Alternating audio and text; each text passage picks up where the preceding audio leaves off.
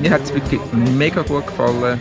Die Kreativität und aber auch die Leitung, also so das Hinführen. Mega fürs Herz, etwas fürs Herz. Es war einfach ganz lässig, so ein bisschen zusammen zu sein und etwas zusammen zu erarbeiten, zusammen es lustig zu haben. Berührend, das ist etwas, wo ich denke in der Zukunft bleibend ist, also im Herzen bleibend ist.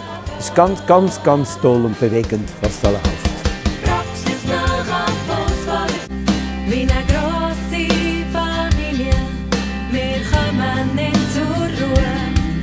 Also einfach mal herzuhocken, zum Instrument zu gehen und nachher mal einfach ausprobieren.